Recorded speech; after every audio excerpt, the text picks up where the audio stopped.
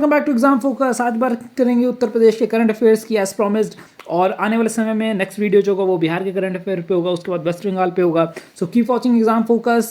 जो आपका दिल्ली से करंट अफेयर से रिलेटेड टॉपिक की एक और वीडियो चाहिए तो मैं जल्दी पब्लिश करूंगा, जिसमें बहुत सारे इंपॉर्टेंट करंट अफेयर्स होंगे, जो लाइक दिल्ली मेट्रो के जो करंट चेंज ऑफ जो DMRC के हेड हुए हैं, इस तरीके के जो चेंजेस, पोस्ट की चेंजेस हुई हैं और कुछ इंपॉर्टेंट इवेंट्स हुए हैं, उस पर डिस्कस करेंगे। आज का वीडियो उत्तर प्रदेश पे है। वीडियो थोड़ा लंबा होगा क्योंकि नंबर ऑफ क्वेश्चंस बहुत ज़्यादा हैं और क्वालिटी वाइज भी बहुत ही ज़्यादा अपग्रेडेड क्वेश्चन है। तो keep watch till the end of the video. और जो लोग पहली बार देख रहे हैं, do like, share and subscribe and support exam focus. तो चलते हैं पहले क्वेश्चन की तरफ। तो पहला क्वेश्चन, इंडिया का first Amrit Sarovar to come up at which place of Uttar Pradesh? India के किस इंडिया का पहला अमृत सरोवर कहाँ पर आया है? तो ये आया है रामपुर में। रामपुर में जो एक जगह है जिसका नाम है पटवई, ये आपको ध्यान रखना है। पटवई में ये जो अमृत सरोवर है वो आया है, इंडिया का पहला अमृत सरोवर है। ऑब्जेक्टिव क्वेश्चन के स्टेटमेंट से साफ है कि वाटर को रिजुविनेट करना, कंजर्व करना, प्रोटेक्ट करना।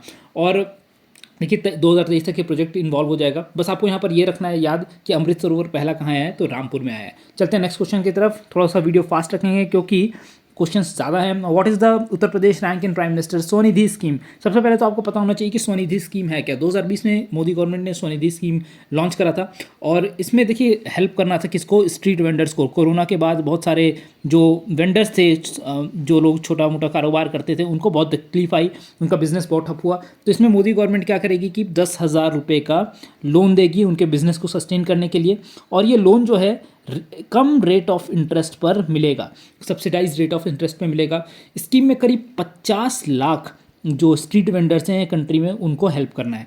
और इसको इम्प्लीमेंट कौन कर रहा है? तो सिडबी का इसमें हेल्प रहेगा ना। उत्तर प्रदेश को रैंक 1 दिया गया है। क्यों दिया गया है? क्योंकि उत्तर प्रदेश में जो लोन सैंक्शनिंग एप्लीकेशन और डिसबर्समेंट प्रोसेस है वो सबसे ज़्यादा अच्छा रहा है। बात करें कितना लोन, तो 6,22,000 एप्लीकेशंस लगभग आए थे और उसमें से करीब 3.5 लाख एप्लीकेशंस लगभग एक्सेप्ट किए गए और इसके कारण उत्तर प्रदेश को रैंक 1 दिया गया।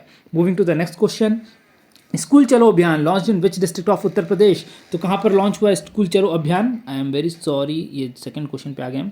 तो स्कूल चलो अभियान लॉन्च किया गया है सरस्वती डिस्ट्रिक्ट में। अब क्यों किया गया है यहाँ पर? क्योंकि यहाँ पर जो लिटरेसी रेट है वो LITERACY लिटरेसी रेट जो है वो सबसे ज़्यादा कम है उत्तर प्रदेश में। ये वो डिस्ट्रिक्ट है, इसलिए यहाँ पर किया गया। क्यों किया गया? क्योंकि यहाँ पर जो इनरोलमेंट है वो कम से कम 100% किया जा सके प्राइमरी और अपर प्राइमरी जो स्कूल्स हैं वहाँ पर, ताकि लोग ज़्यादा एजुकेट हो सकें। इसीलिए योगी आदित्यनाथ ने क्या किया है कि यहाँ के जो MLAs हैं इस एरिया के, प्लस जो हेल्थ जो एजुकेशन डिपार्टमेंट के ऑफिशियल्स हैं, उनको डायरेक्ट किया है कि आप एक वर्कलोड पकड़िए, मतलब एक डिपार्टमेंट पकड़िए और उसको ट्रांसफॉर्म कीजिए।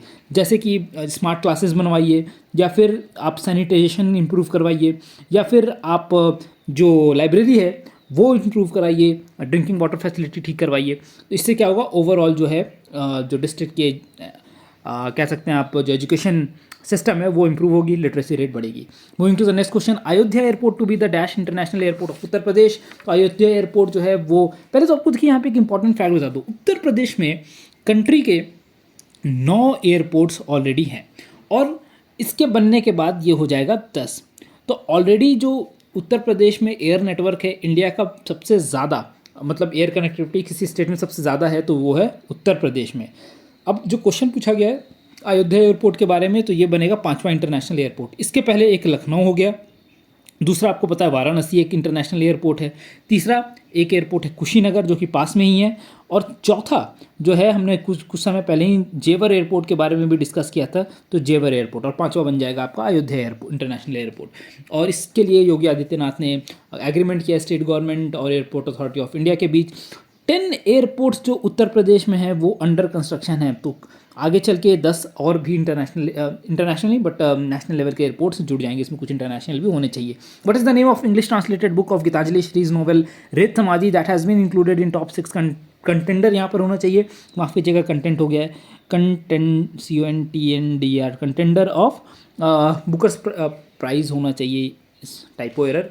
तो जो बुकर प्राइज़ है उसके लिए रेत समाधि का अब इंग्लिश वर्जन को कंटेंट किया गया बुकर प्राइज़ के लिए क्या है नाम है, तो बस आपको रेत समाधि याद रखना है नाम यहाँ पर। उसका अगर इंग्लिश में ट्रांसफॉर्म करेंगे आप तो हो जाएगा टॉम ऑफ सैम, तो answer is Tom of sand. और जो इसके जो लेखक है, मीन जिसको ट्रांसफॉर्म किया है, उनका भी नाम very very important, Daisy Rockwell उनका नाम है, जिन्होंने ROCKWELL, और इन्होंने ट्रांसफॉर्म किया है। और ये क्यों इम्पॉर्टेंट है, क्योंकि मेनपुरी से आते हैं जो हमारे गीतांजलि श्री हैं, मेनपुरी जो कि उत्तर प्रदेश में है, और इसलिए ये क्वेश्चन उत्तर प्रदेश के लिहाज से इंपॉर्टेंट हो जाता है।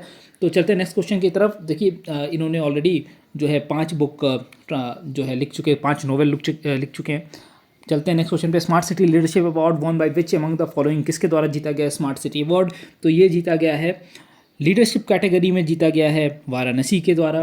क्यों जीता गया है? क्योंकि जो भी फंक्शनिंग और जो प्रॉपर इम्प्लीमेंटेशन वाराणसी ने किया है स्मार्ट सिटी के प्रोजेक्ट्स को लेकर, वो अव्वल नंबर पर आप, तो इसलिए वाराणसी को दिया गया है।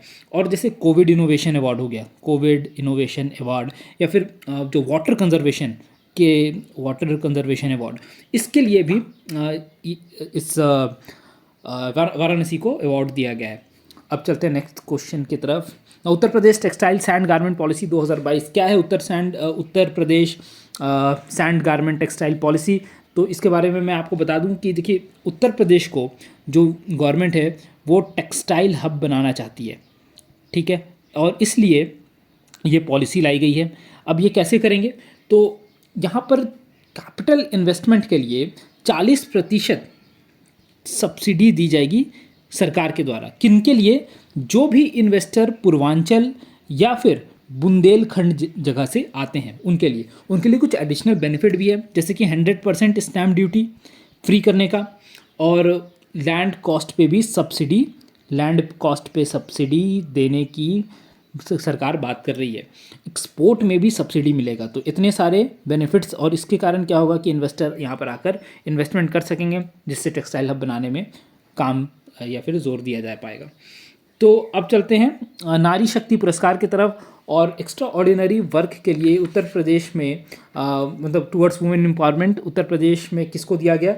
तो देखिए किसको दिया गया, 2 आंसर यहाँ पर हैं। पहला तो है आरती राणा और दूसरा है नीरजा माधव। अब क्वेश्चंस में किसी तरह से घुमा के पूछ सकते हैं, लेकिन आपको इन दोनों के बारे में जानना ज़रूरी है। टोटल देखिए 29 वुमेन को ये अवार्ड दिया गया, बट आरती राणा को 2020 के लिए, देखिए वेरी इंपॉर्टेंट पर्सनैलिटी है ये, क्योंकि ये है तो एक हैंडलूम वीवर, लेकिन एक टीचर भी हैं। आती हैं ये खेड़ी जगह से, जो कि उत्तर प्रदेश में है, और उन्होंने क्या किया है कि 800 वुमेन को ट्रेन भी किया है, और 150 लगभग सेल्फ हेल्प ग्रुप, SHG जिसको बोलते हैं, सेल्फ हेल्प ग्रुप भी इस्टेब्लिश किए, जिसके कारण इनको ये अवार्ड दिया गया था। Now moving to Neerja Madhav, है तो देखिए बेसिकली ये एक राइटर, लेकिन अपने राइटिंग के माध्यम से इन्होंने काफ़ी जो मार्जिनलाइज सेक्शन है, जो गरीब सेक्शन है, उनके बारे में लिखा, उनकी बातों को लोगों तक पहुंचाया। साथ में उन्होंने तिब्बतियन रिफ्यूज़ी के बारे में भी लिखा, जिसकी सराहना की गई, और इसको भी आइडेंटिफाई किया गया as a strong women for Nari Shakti award, पुरस्कार। और अब चलते हैं नेक्स्ट क्वेश्चन की तरफ। आई थिंक ये जो इंटरनेशनल वुमेन डे हुआ था, उस दिन ये अवार्ड दी गई थी, और प्रेसिडेंट के द्वारा राष्ट्रपति भवन में। 73rd हिंदी साहित्य सम्मान ऑर्गेनाइज एट, कहाँ पर ऑर्गेनाइज हुआ?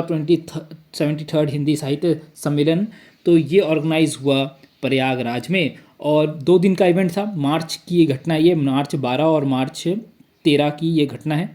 और यहाँ पर लॉरेट्स आते हैं और अपना व्यू पॉइंट रखते हैं हिंदी लिटरेचर को लेकर। देखिए इनका ये कहना था यहाँ पर कि फ्रीडम मूवमेंट में हिंदी ने बहुत बड़ी भूमिका निभाई थी, और बात सही भी है। दूसरी चीज़, स्कॉलर्स का ये मानना है कि अगर हिंदी लैंग्वेज को जॉब एम्प्लॉयमेंट, मैं लिख देता हूँ यहाँ पर, एम्प्लॉयमेंट के लिए अगर इस भाषा को यूज़ किया जाएगा तो हिंदी का एडॉप्शन रेट जो है वो बढ़ेगा। तो ये 2-3 बातें यहाँ पर हुई थी इस सम्मेलन में। अबाउट लोक निर्मला सम्मान 2022, तो आपको बताना है लोक निर्मला सम्मान, मैं ही आपको बता देता हूँ क्योंकि यहाँ पर ऑप्शन नहीं दे रखा है। तो यहाँ पर बात यह है कि देखिए 30 मई को आनंदीबेन पटेल यानी कि गवर्नर ऑफ उत्तर प्रदेश ने क्या किया, मैथिली फोल्क सिंगर जिनका नाम है शारदा सिन्हा, इनको अवार्ड दिया गया, ऑनर किया गया, SINHA। ठीक है। और इस अवार्ड में उनको 1 लाख प्लस ऑनर दिया गया। जो शारदा सिन्हा है उनको पद्मश्री अवार्ड भी 2018 में मिल गया है। कौन है ये? तो मैथिली फोल्क सिंगर जिनको लोक निर्मला सम्मान में सम्मानित किया गया। Moving to the next question, operation Kayakalp is associated with. तो यहाँ पर देखिए दो चीज़ें हैं, एक तो आपको ऑपरेशन कायाकल्प एक है, और दूसरा जो है वो है ऑपरेशन कायाकल्प। एक देखिए दो चीज़ें, मैं पहले इस क्वेश्चन को अच्छे से कवर कर लूँ, उसके बाद आपको नेक्स्ट क्वेश्चन के बारे में बताऊंगा। वो है कायाकल्प योजना, आप कंफ्यूज ना हो जाएं इसलिए। तो कायाकल्प ऑपरेशन जो है वो है एजुकेशन से रिलेटेड। यहाँ पर क्या है कि प्राइमरी स्कूल्स और सेकेंडरी स्कूल्स में को स्मार्ट स्कूल्स बनाना चाहती है योगी आदित्यनाथ की गवर्नमेंट, स्मार्ट स्कूल्स, और इसके लिए ऑपरेशन कायाकल्प लाया गया है। और करीब 30,000 स्टेट में जो सेकेंडरी स्कूल्स हैं उनको भी इसका स्मार्ट स्कूल्स में कन्वर्ट करना है। तो ये है ऑपरेशन, याद रखना ऑपरेशन और एजुकेशन एक साथ है। नेक्स्ट क्वेश्चन जो है what is I am sorry, यहाँ पर एक ऑपरेशन और एक क्वेश्चन और है, यहीं पे मैं आपको एक्सप्लेन कर देता हूँ। एक सेकेंड है कायाकल्प, कायाकल्प योजना, ठीक है। ये योजना किस चीज़ से एसोसिएटेड है ये भी आपको बता देता हूँ क्योंकि आप कंफ्यूज ना हो। कायाकल्प योजना है Uttar Pradesh road transport corporation, मतलब Uttar Pradesh road state road transport corporation. अब यहाँ पर गवर्नमेंट योगी चाहती है कि जो स्टेट में जो भी पब्लिक इंफ्रास्ट्रक्चर है रिलेटेड टू बस ट्रांसपोर्ट या रोडवेज उसको अपग्रेड किया जाए, वहाँ पे ड्रिंकिंग वाटर फैसिलिटी लाया जाए, कूलर लगाया जाए, ताकि अभी गर्मियों में जो कूलर है लोगों को जो तपिश है उससे बचने के में काम आए। क्लीन टॉयलेट्स प्रोवाइड की जाएँ, साथ में जो साइन बोर्ड्स हैं, पेंट्स हैं, टाइम टेबल्स हैं उसको अपग्रेड किया जाए। यार्ड्स जो हैं जहाँ पर बस रखे जाते हैं उनको भी अपग्रेड किया जाए और लाइट्स अच्छी लगाई जाए। इसके लिए योगी आदित्यनाथ ने स्टेट ट्रांसपोर्ट कॉरपोरेशन को ये नोटिस दिया है कि ये चीज़ें हो जानी चाहिए, उसके लिए फंड भी एलोकेट किया गया है। Now what is Uttar Pradesh rank in national water award. तो नेशनल वाटर अवार्ड में उत्तर प्रदेश का रैंक क्या है? तो इसका उत्तर प्रदेश में इसका रैंक है फर्स्ट, पहली रैंक पर आता है स्टेट नेशनल वाटर अवार्ड में। और ये सेकंड अगर रैंक की बात पूछी जाए तो आपको ध्यान रखना है राजस्थान, और तीसरा स्टेट जो है वो कौन सा है? तो वो है तमिलनाडु। तमिलनाडु, एटलीस्ट आपको 3 तो याद होना चाहिए, ठीक है। अब प्रेसिडेंट रामनाथ कोविंद ने इनको बेस्ट स्टेट का अवार्ड दिया विज्ञान भवन न्यू दिल्ली में। और इसी समय जब ये अवार्ड वितरित किया जा रहा था तो दो चीज़ें और हुई। Catch the rain campaign, very important, catch the rain campaign, जल जो बारिश की पानी होती है उसको इकट्ठा करना, पानी की महत्वता को दर्शाने के लिए भी ये है, और पानी को सेव करने के लिए भी ये कैंपेन लॉन्च किया गया है। तो ये आपको याद रखना है, ये लॉन्च हुआ। सेकंड में एक चीज़ और हुई कि इंडिया वाटर वीक नाम का ब्रोशर रिलीज़ हुआ, इंडिया वाटर वीक, ठीक है, ये आपको याद रखना है, इंडिया वाटर वीक 2022 ये भी लॉन्च हुआ। तो टोटल 57 कैटेगरी में ये अवार्ड दिया गया है, जिसमें टॉप जो बेस्ट स्टेट है, बेस्ट इंडिविजुअल है, बेस्ट डिस्ट्रिक्ट है, बेस्ट स्कूल है, बेस्ट कैंपस, बेस्ट एनजीओ, इस कैटेगरीज में अवार्ड दिया गया है। स्टेट की बात करें तो उत्तर प्रदेश को पहला रैंक दिया गया है। मूविंग टू द तो कायाकल्प योजना के बारे में हम बात करते हैं, क्वेश्चन कुछ इस तरफ आ गया था, so very sorry for that. तो इसका आंसर मैंने आपको बता दिया है, Uttar Pradesh state transport corporation को ये दिया गया है to upgrade the amenities of public infrastructure. Now Uttar Pradesh silk exchange, ये क्वेश्चन हमने शायद पहले किया है, तो नहीं ये क्वेश्चन हमने नहीं किया है। उत्तर प्रदेश सिल्क एक्सचेंज कहाँ पर आएगा? तो ये आएगा वाराणसी में। और वाराणसी में क्यों? क्योंकि आपको पता है कि जो सिल्क का जो मार्केट है वो वाराणसी बनारसी सिल्क के नाम से जाना जाता है।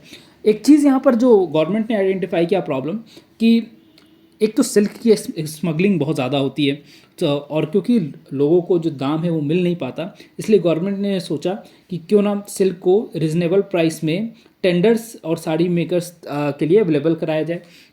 और दूसरी चीज़ कि जो कॉस्ट ऑफ प्रोडक्शन है सिल्क का वो भी कम किया जा सकता है इस सिल्क एक्सचेंज की तरफ। तो गवर्नमेंट इसमें क्या करना चाहती है आपको बता देता हूँ कि एक क्वालिटी टेस्टिंग करेगी। जो भी सिल्क वेंडर होंगे वो सिल्क लेकर आएंगे, उसकी क्वालिटी टेस्टिंग होगी, मार्केट में उसका प्राइस पता किया जाएगा और साथ में उसको ऑक्शन किया जाएगा। तो इससे बेस्ट प्राइस जो सिल्क बेचने वाले हैं, सिल्क वीवर्स हैं, उनको मिल जाएगा। ऑल्सो अंडर डिजिटाइजेशन देखिए एक वन जो स्कीम होता है, one district, DIS, one district, आगे आपको पता होना चाहिए, वन प्रोडक्ट। तो ये स्कीम के तहत सरकार इस पूरे योजना को ऑनलाइन या डिजिटाइज भी करने जा रही है। और इसके लिए क्या होगा कि एक ऑनलाइन पोर्टल क्रिएट किया जाएगा जहाँ पर ये वीवर्स, यार्न मेकिंग यूनिट्स और सिल्क एक्सचेंज एक प्लेटफॉर्म पे रहेंगे और यहाँ पर अपने फिनिश्ड प्रोडक्ट को डिस्प्ले किया जाएगा। वहाँ पर बेस्ट प्राइस लगेगा और जो वीवर्स हैं उनको बेस्ट प्राइस प्रोवाइड किया जा सकता है। This is all about silk exchange come up in Varanasi. Moving to the next question, now newly elected speaker of Uttar Pradesh legislative assembly is. तो कौन है उत्तर प्रदेश के न्यूली इलेक्टेड लेजिस्लेटिव असेंबली के स्पीकर? तो इनका नाम है सतीश महाना। मैं पेन चूज़ कर लूँ एक सेकेंड। हाँ जी, सतीश महाना। और इसके पहले जो थे वो थे जस्ट पहला ऑप्शन जो आपको दिख रहा है हृदय नारायण दीक्षित, उनको रिप्लेस किया और ये बन गए 23rd speaker of Uttar Pradesh legislative assembly. ठीक है, moving to the next question. Now countries first green booth to come up in. अभी अब जो उत्तर प्रदेश का इलेक्शन चल रहा था उसमें हमने देखा कि एक ग्रीन बूथ भी न्यूज़ में आई थी। और ये ग्रीन बूथ कहाँ पे हुआ था? तो ये हुआ था लखनऊ में। लखनऊ में एक AP सेन PG कॉलेज है, वहाँ पर ये ग्रीन बूथ इस्टेब्लिश किया गया था। ऑब्जेक्टिव ये था कि वहाँ से ज़ीरो कार्बन एमिशन किया जाए। ठीक है, यहाँ पर और भी चीज़ें की गई थी और मैं लिख देता हूँ zero carbon emission, sorry for the bad hand writing. और यहाँ पर देखिए एक चीज़ जो हुई थी कि बूथ को डेकोरेट किया गया था और रंगोली अलग चीज़ों को यहाँ डेकोरेट किया था और ये फील दिया गया था कि फ्रीडम ऑफ डेमोक्रेसी क्या होती है, इस तरह की फील बनाने की कोशिश की गई थी उस बूथ के अंदर। जो 4th फेज़ का इलेक्शन हुआ था, आई थिंक Feb 23 को ये न्यूज़ में आया था। तो moving to the next question now. Recently beautification of Mani Parvat started, where it is located, कहाँ लोकेटेड है मानी पर्वत? तो एक चीज़ आपको बता दूं कि जो जैसा मैं पढ़ रहा था 1998 में 1998-99 के समय जब कल्याण सिंह चीफ मिनिस्टर थे तो उन्होंने 88 लाख जो है इसके लिए फ़ंड एलोकेट किया था इसके ब्यूटिफिकेशन के लिए। लेकिन ये जो टूरिज़्म डिपार्टमेंट है उस समय सरेंडर कर दी और जो फंड है वो एलोकेट नहीं हो पाया। अभी योगी आदित्यनाथ के अंदर जो आर्कियोलॉजिकल डिपार्टमेंट है वो 45 लाख रुपए इसको ग्रांट कर रही है। अब इसमें इस 45 लाख से दो चीज़ें होंगी, एक तो जो स्टेयर्स है वो रिपेयर किए जाएंगे, रेड स्टोन मंगाया जाएगा। कहाँ से मंगाया जाएगा ये भी इंपॉर्टेंट है जानना, तो ये मंगाया जाएगा मिर्ज़ापुर से। ठीक है, मिर्ज़ापुर से रेड स्टोन से इसका स्टेयर केसिंग वगैरह का काम किया जाएगा और दूसरे फेज़ में इसका जो मेन गेट है प्रेमाइसेस है उसको अपग्रेड किया जाएगा। तो 2 फेज़ में काम चलेगा और ये कहाँ है? तो ये है अयोध्या में। सो आंसर इज अयोध्या, मानी पर्वत इज लोकेटेड इन अयोध्या। और यहाँ पर एक वेरी फेमस सावन झूला मेला भी ऑर्गेनाइज होता है। तो ये भी क्वेश्चन पूछा जा सकता है कि यहाँ पर कौन सा फेस्टिवल ऑर्गेनाइज किया जाता है? तो सावन झूला मेला, ये एक सेंटर ऑफ अट्रैक्शन रहता है उत्तर प्रदेश में। Moving to the next question, at which place of Uttar Pradesh major Dhyan Chand sporting university is to be established? तो आपको एक चीज़ तो यहाँ पे स्टैटिक जीके का पार्ट बता दूं कि जो पहला इंडिया का नेशनल स्पोर्ट्स यूनिवर्सिटी जो आया था 2018 में आया था। और ये कहाँ आया था? ये आया था मणिपुर में, मणिपुर। ठीक है, और ये जो आया उत्तर प्रदेश का मेजर ध्यानचंद स्पोर्टिंग यूनिवर्सिटी, ये आ रहा है मेरठ में और इसके लिए करीब 700 करोड़ रुपीज़ खर्च किया जाएगा सरकार के द्वारा और करीब 90-91 एकड़्स में ये फैला हुआ। तो जो लोग स्पोर्ट्स में अपना करियर बनाना चाहते हैं उनके लिए एक बहुत ही बढ़िया विकल्प रहेगा ये, और स्टेट का ये फर्स्ट स्पोर्ट्स यूनिवर्सिटी कहलाएगा। Moving to the next question, Uttar Pradesh gets 5 prestigious e governance award. तो कुछ कैटेगरी में जो ई गवर्नेंस अवार्ड दिया गया है, देखिए digitisation is one thing, digital, मैं यहाँ लिख देता हूँ डिजिटल, और दूसरा जो है वो हो गया ई गवर्नेंस के लिए। तो ये 2 कैटेगरी में अवार्ड दिया जाएगा और इसमें सबसे पहला तो यूपी दर्पण डैशबोर्ड, उसको एक अवार्ड दिया जाएगा। सेकेंड, ई गवर्नेंस के लिए देखिए जो ऑनलाइन पोर्टल बनाया है NOC ई गवर्नेंस अवार्ड जो है जो भी स्कूल्स एजुकेशन हैं, कॉलेजेस इंस्टीट्यूशंस हैं, उनको ऑनलाइन एफिलिएशन एनओसी लेने में काम आएगा। उसी तरीके से माइन मित्रा एक करके MINE माइन मित्रा और एक है सेवा मित्र, इन दोनों को भी अवार्ड दिया गया है। और कौन सा दर्पण मैंने बोला था, यूपी दर्पण डैशबोर्ड, जहाँ पर लोग अपने ग्रीवांसेस रिड्रेसल्स वगैरह फाइल कर सकते हैं और सिटीजन्स की जो क्वेरीज है वो सॉल्व होगी, इसलिए इस कैटेगरी को अवार्ड दिया गया। मैं लिख भी देता हूँ, यूपी दर्पण डैशबोर्ड, ये आपको याद रखना, डैशबोर्ड, ठीक है।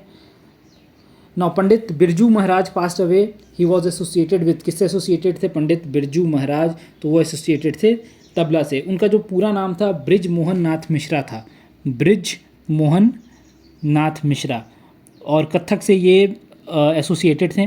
साथ में आपको ये भी बता दूं कि उनको कालिदास सम्मान भी मिला था, और उसके पहले उनको संगीत नाटक अकादमी अवार्ड भी मिला था, पद्म विभूषण से भी नवाजे गए थे ये। Now as per IQ air data, Varanasi is the dash polluted city in India. तो वाराणसी का रैंक क्या है एज पर IQ डेटा, तो IQ डेटा के हिसाब से वाराणसी का रैंक है 3rd। जो पहला में है वो, उसके बारे में भी आपको बता दूं, घटमपुर सबसे ख़राब एयर क्वालिटी। पर ये देखिए, ये डेटा चेंज भी होता है कई बार, डिपेंड करता है। जब दिल्ली के आसपास पराली जलती है तो उस समय वहाँ का काफ़ी ऊंचा हो जाता है। तो जौनपुर 2nd पर रहा रिसेंट डेटा के हिसाब से, 325 एयर क्वालिटी इंडेक्स, और 3rd नंबर पर वाराणसी। उत्तर प्रदेश के और भी जगह जैसे कि 4th पर सीतापुर रहा, और 10th पर कानपुर रहा। पटना का जो रैंक था वो 8th रहा। तो चलते हैं अगले क्वेश्चन की तरफ। ओके, तो आज का वीडियो यहाँ पर ख़त्म करते हैं। होपफुली ये वीडियो आपको काफ़ी हेल्प करेगा, और अगर इसका पार्ट 2 चाहिए होगा तो ज़रूर डू कमेंट। मैं कोशिश करूँगा पार्ट 2 भी अपलोड करने का, because there are lot of questions in Uttar Pradesh. बहुत सारे इवेंट्स हैं आगे भी। So see you in the next video with कहाँ का, तो बिहार के करंट अफेयर के साथ। चलिए, बाय बाय, टेक केयर।